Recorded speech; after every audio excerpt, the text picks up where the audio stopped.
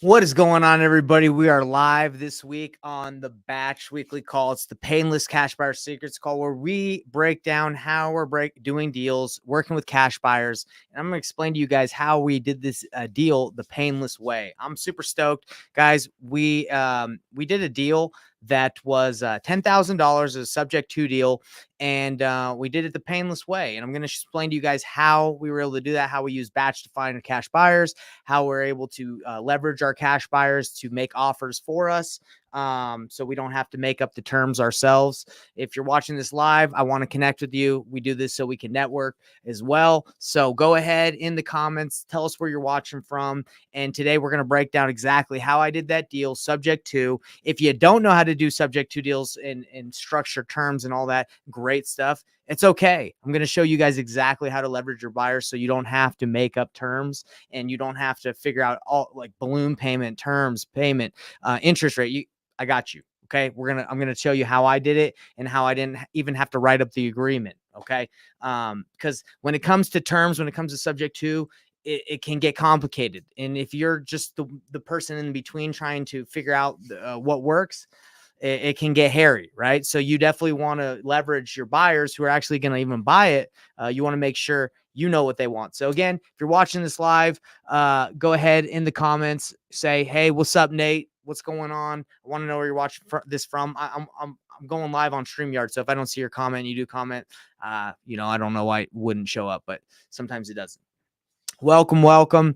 Again, today, what are we going over? We're going to be going over a $10,000 subject to deal that we just did the painless way. We leveraged our buyers to know exactly what they would offer, and then we got it done. Okay, so if you ever run into a seller that wants too much money, I'm going to explain to you guys how you could the process of what we did and how we were able to get it done. Rogelio Bell, what is going on, brother? Let's give a shout out everybody to Rogelio Bell from San Antonio. If you got any deals, if you're doing anything, reach out to Rogelio in San Antonio, network with him. Good to see you, man. Appreciate you being on here. All right, anybody else? Yeah, come on and let's get started. I'm gonna start my timer because I got the I think it's Pomodoro timer. It keeps me on track. I've been trying it today.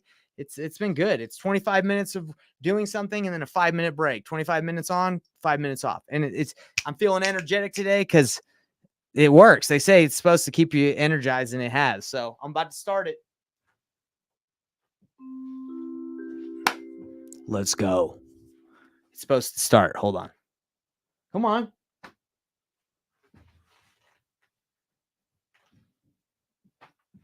All right, now it's starting. Cool.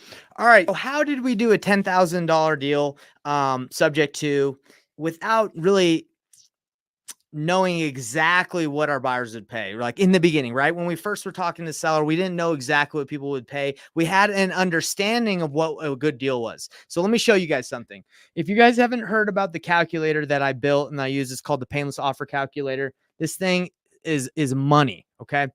And let me show you why. So what we're able to do, the cool thing about this calculator is it gives you a complete analysis of a flip. It gives options when you run your numbers. It gives the options to a seller of all the different options they can explore. You can run wholesale numbers, novation numbers, BRRRR, 1% calculator, creative deals, which we're about to show you how we run those numbers. It gives you a cash on cash return, amongst just everything. Any way that you can do a deal, guys, it breaks it down. Okay.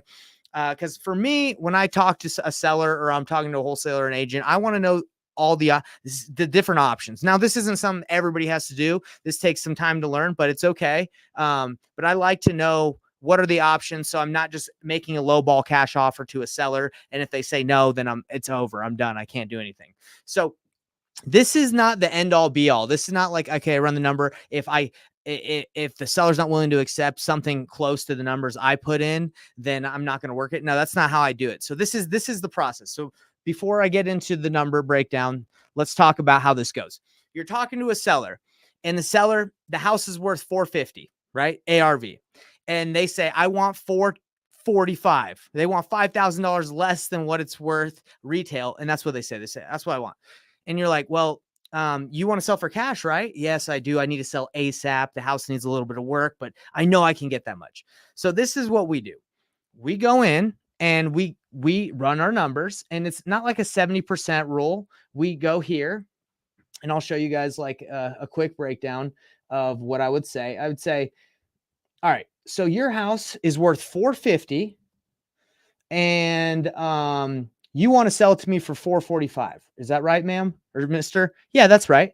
Okay. So I'm talking this out. I like to tell people like how I run my numbers.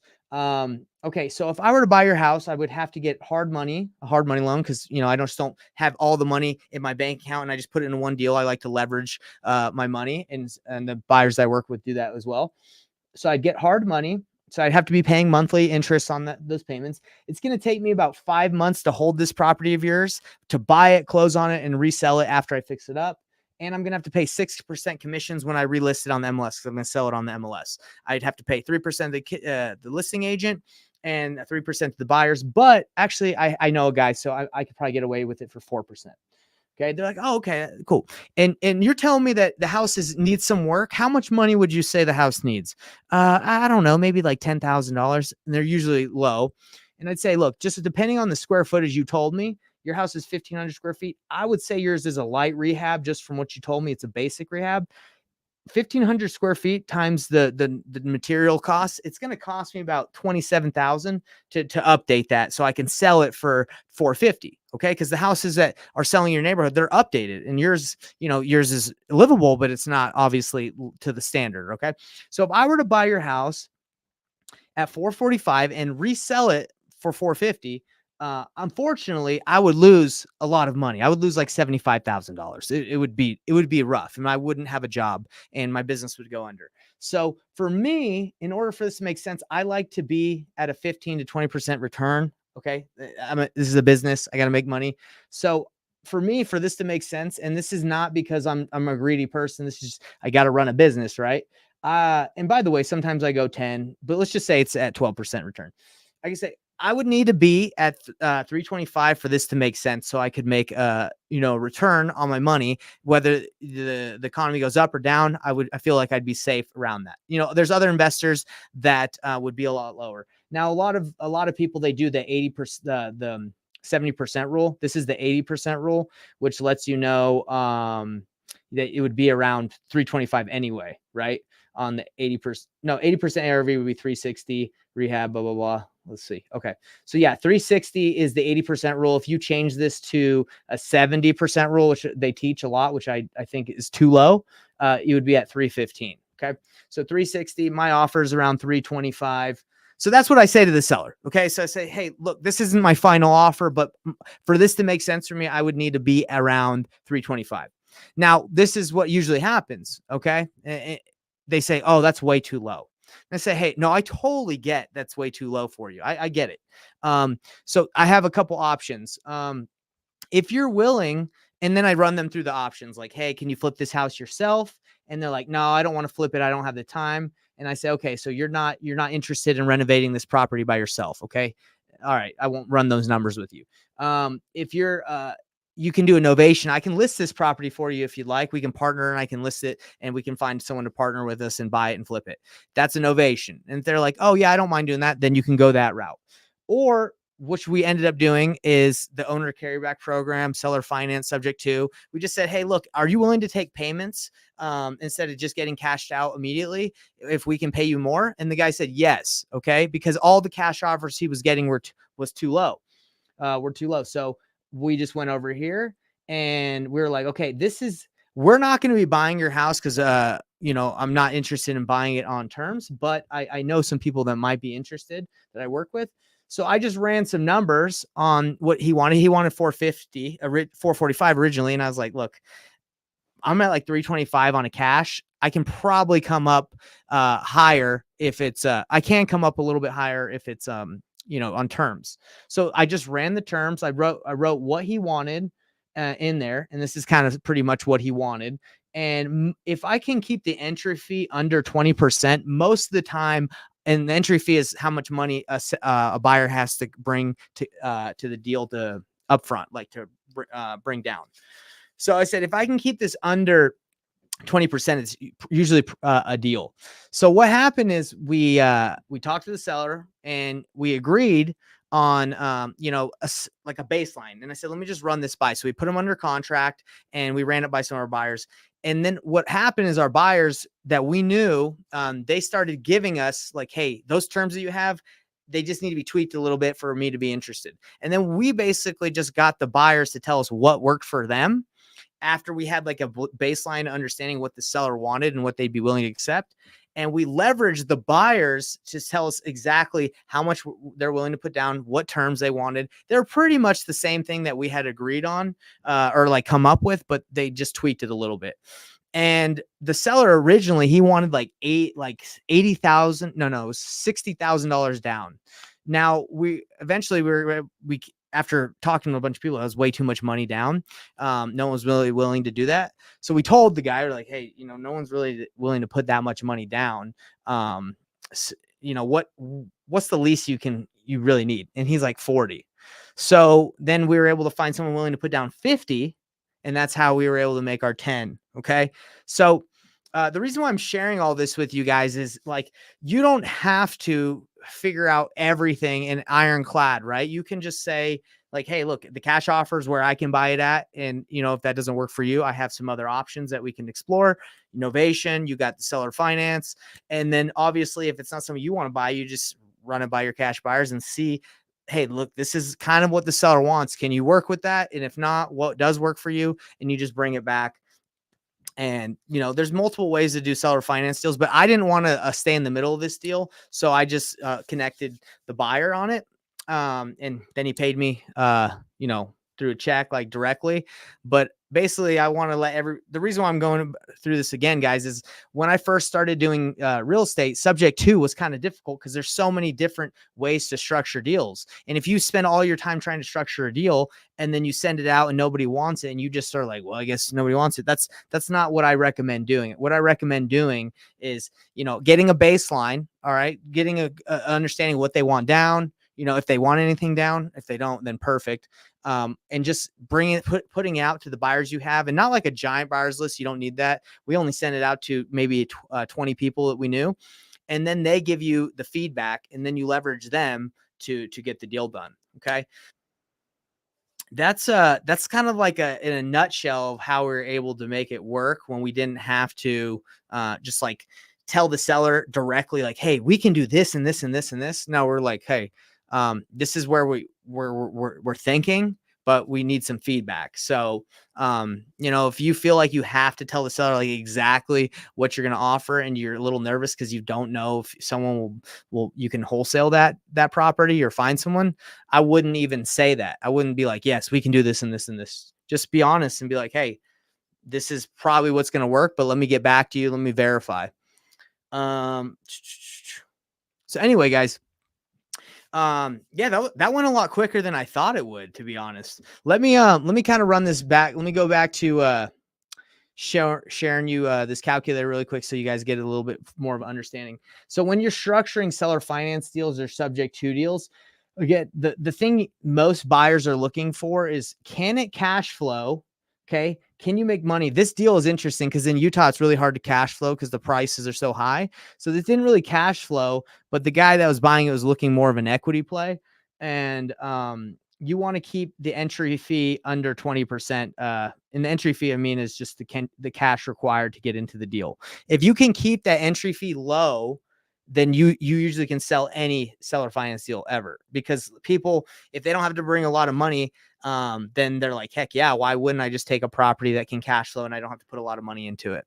So just make sure that when you're doing this, you keep that entry fee, reasonable. And if you're, I've seen a lot of people are like, hey, I got a seller that wants to sell their house. They need, the house is worth 240. They need $120,000 down. And my fee is 20,000. So they need 140 up front. That's more than 50% entry fee to get into the deal. That you're not going to be able to sell that unless you sell to someone crazy. Cause it's just, they're not going to make money. Unless the purchase price is extremely, extremely low. But anyway, so that's what we're looking at. And again, when you're discussing offers with sellers, I'm always giving them like the offer that works for me if I were to buy it myself, or I just know 100%. Now, if it gets tight, if it gets close, which 99% of deals are tight and they are close, because sellers, they see Zillow, they kind of know what they, or at least they want as close to as possible, because they think that's what it's worth, despite it being in probably terrible condition. You just make the offer that makes sense for you, because they're usually going to go high. And if they are high, you reach out to some of your buyers that directly, ask them where they need to be. And that way you don't have to lose out on deals, and you do deals the Payneless way, instead of taking a deal that sucks, blasting it out to 1,000, 2,000 buyers on your buyers list, and just wasting your time, seller's time, everybody's time. Okay. Don't do that. And I wanted to show you guys. So what happens once you have a seller who's interested in selling, and you got like a good baseline, you have a good understanding of what they want, and you need to find a buyer. Let me show you the cash buyer secrets. So with let's just go right here to this area in Salt Lake City. So let's say my perspective, the property I'm talking about is in White City. Okay. I need to find a buyer. And the best technique that I use, it's called the neighborhood flipper technique. You just go to a specific neighborhood where you have your property. And let's say the property is, let's just say it's right here. Okay. You can type in the address, but I'm just going to say the property's here. I need to find a cash buyer that's willing to buy properties in this area. So what do I do using batch? Well, it's pretty freaking simple. You just mark your property like I just showed you guys, mark the area. You go over here to on market. You want to know what properties are currently listed on the MLS right now that have been flipped. And then you just go here to cash buyer. Let's see if there's any flip properties. Okay. So let's take a look at some of these so you guys can kind of see the job that the flipper did. Ooh, that's nice. Okay. You can see that they did some painting, maybe a little staging. Let's take a look at this one.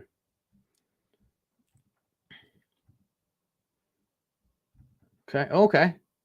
Just cleaned it out. Look, oh, that virtual staging. Let's freaking go. Okay. So these are flippers. You can see they have active flips. And I can't show you guys, because if I show you the YouTube live, we'll block it, because Batch has got great data, and they're like, hey, that's privacy. You can't give all that information. But basically all you would do is you'd click on this, and you'd either skip trace the buyer for 9 cents right now, or it's for, I think it's free within your first 250 if you skips, if you don't have Batch. And if you need Batch, hit me up. I got you a link that gets you a free trial. But anyway, you skip trace the buyers, or one of my favorite things to do is just reach out to the real estate agent, because the agent has the connection with the buyer. They can build the trust, and you just call the agent and say, hey, agent, I noticed that you're representing a flipper. Would they be interested in another flip in this neighborhood? I have one I'm wholesaling. Bam. That's it. Okay. And the thing is, guys, there's 1, 2, 3, 4, 5, 6, 7, 8. There's 8 listings right now. Well, 7 that are active where I can call on and call the agent or the buyer. You don't think I'm going to find someone that's interested in doing their next flip? They have their property listed to sell it. Okay.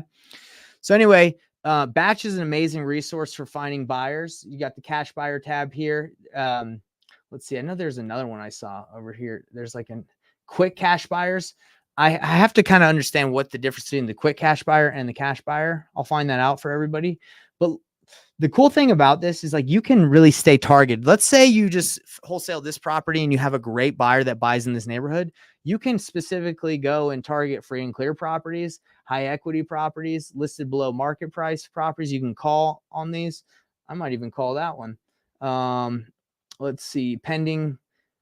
I mean, you have all the different filters and many, many more that you can use, guys. So great resource. If you don't have it, definitely try it. It's like a must if you're an investor. But yeah, if any of you guys have any questions, if you aren't putting them in the chat and you watch this later, put them in the chat. I do read through them and to see if there's anything I can help you out with. But look, one thing I want everyone to get out of this call is, if you're talking to a motivated seller, someone that wants to sell, and you make them an offer and they don't accept a cash offer, it's going to happen. Okay. Not everyone's going to accept your low offer. So what do? Well, you say, hey, would you be willing to take payments? Oh, okay. What does that look like? Well, what that looks like is, instead of cashing you out and you being completely, buying the house like today, we would make you payments. Okay. And that way we can pay you more. Is that okay? Yeah, and then they're like, yeah, that's okay. Simple as that. Then you're able to use the calculator. And by the way, the calculator I showed is free if you guys want it. I used to charge for it, but I'm feeling giving these days, so I'm just giving it away. If you go to painlessflipping.com and enter the newsletter, you get it emailed to you for free. But anyway, you talk with the seller. If they don't accept your low offer, that's okay. Just say, hey, what other options are there exploring? If you look at the calculator, you see all the options that are available to you as an investor. Okay. So you can monetize and work those leads. But yeah, if I didn't work the deal like I did, I wouldn't have gotten the deal. If I would have just been like, hey, here's a low offer, and then here's my subject to offer that I can do, and I can't wiggle, it wouldn't have worked. But because I have the relationships with the buyers, we do it the painless way. We have good relationships. We leverage our buyers and know what they want. We're able to make a deal happen. So if you're not doing this, I can guarantee you've passed up on a lot of deals. And that just happens when you first start or if you don't have these tools. But if you want to maximize the amount of leads, if you want to sell or close every closable deal the painless way, you got to do it. You got to know your options, and you got to be able to just be open and honest with the sellers that you're talking to and just say, hey, if my cash offer doesn't work, these are some other options. Which one works for you? What do you want to do? Simple as that. All right, everybody. Hope this was helpful. This is the Painless Cash Buyer Secrets call that we do on Batch every week at 1 p.m. MST. And shout out to Rogelio again for being on here. Appreciate you, man. Again, if you guys are in San Antonio, you want to network, hit him up. He's the guy. And we'll see you on the next call next week. Peace out.